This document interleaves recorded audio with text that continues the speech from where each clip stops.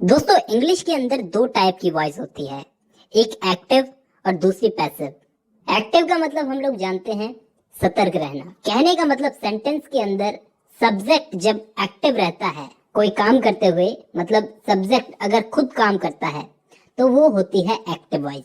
जैसे Mukesh writes a letter, Mukesh letter लिखता है तो मुकेश यहाँ पर एक्टिव है, मुकेश खुद लेटर लिख रहा है।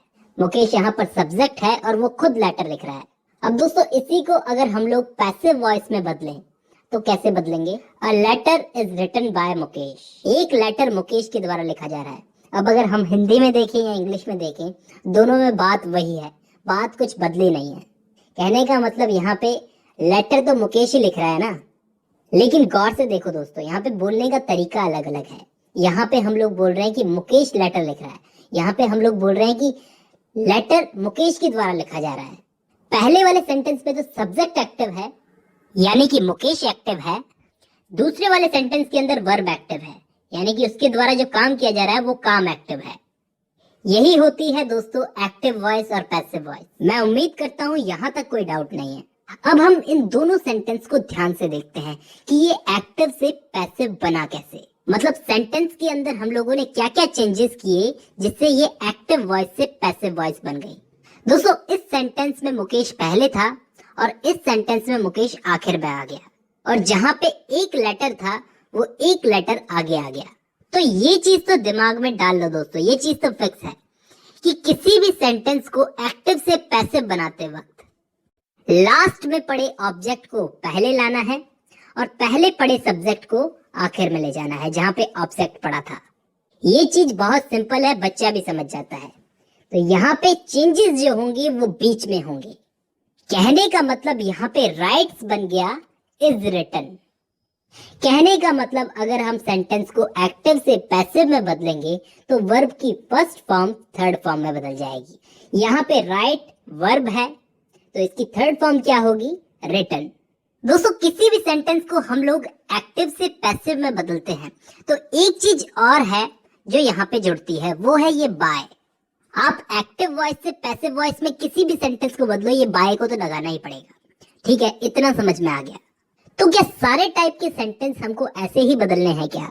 मतलब सेंटेंस हमें पास्ट में दे दिया जाए, फ्यूचर में दे दिया जाए, सेंटेंस कंटिन्यू हो, तो ऐसे सेंटेंसेस को हम लोग कैसे बदलेंगे वो भी मैं आपको सिखा देता हूँ।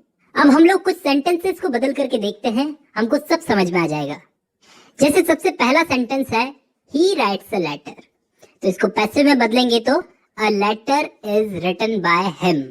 यहाँ पे सारे नियम अप्लाई हो गए। अ लेटर पहले आ गया, इज रिटन थर्ड फॉर्म भी आ गई, बाय भी आ गया, लेकिन यहाँ पे ही हिम बन चुका है।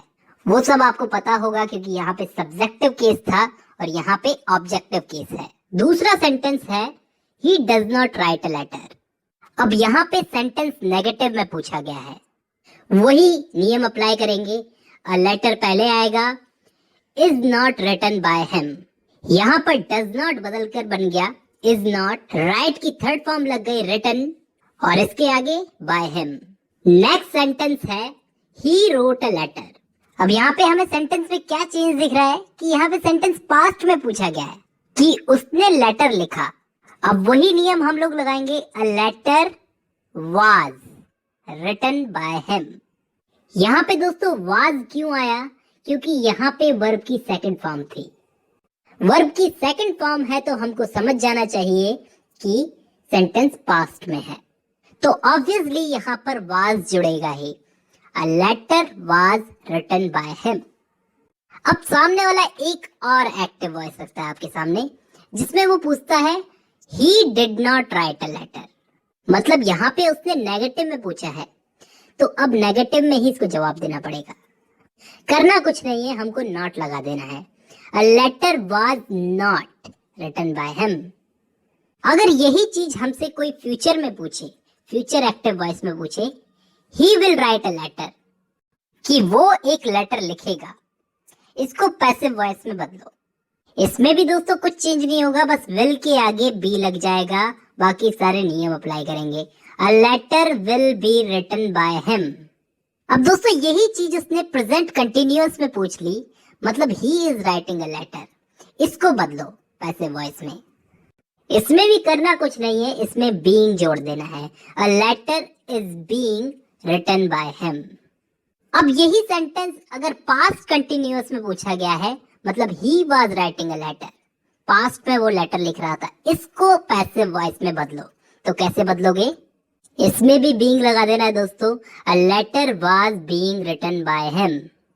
अब दोस्तों परफेक्ट टेंस में अगर इस चीज को पूछे कोई, मतलब प्रेजेंट परफेक्ट में पूछे he has written a letter, इसको बदलो। तो दोस्तों इसको सिंपली कुछ नहीं करना है, इसमें सिर्फ बीन जोड़ देना है। A letter has been written by him. और अगर पास्ट परफेक्ट में पूछे he had written a letter, इसको बदलो। तो दोस्तों इसको भी बीन लगा देना है। A letter had been written by him. तो यहाँ पे दोस्तों हमने टेंस के हिसाब से एक्टिव को पैसिव में बदला। लेकिन जैसा कि मैंने आपको बताया कि अलग अलग टाइप की ट्रिकी एक्टिव वॉइस सबसे पूछी जा सकती है, तो कुछ चीजें हमें यहाँ पे याद रख लेनी होगी कि एक्टिव वॉइस में हमारे सामने अगर डज नॉट और डू नॉट आए तो पैसिव वॉइस में हम उसको नॉट बना देंगे। एक्टिव वॉइस में वर्ब की सेकंड फॉर्म हो तो पैसिव वॉइस में हम लोग वाज वर्ब का यूज करेंगे। एक्टिव वॉइस में अगर डिड नॉट हो तो पैसिव वॉइस में वाज वर्ब प्लस नॉट का यूज करेंगे। एक्टिव वॉइस में अगर विल, शैल या फिर कोई मॉडल हो तो पैसिव वॉइस में हम लोग विल, शैल मॉडल के आगे बी लगाएंगे। एक्टिव वॉइस अगर कंटिन्यूअस में हो तो उसमें हम बीइंग लगाएंगे। और लास्ट में अगर एक्टिव वॉइस में हैज, हैव, हैड ऐसा कुछ भी आए तो पैसिव वॉइस में हैज बीन, हैव बीन और हैड बीन का यूज होगा।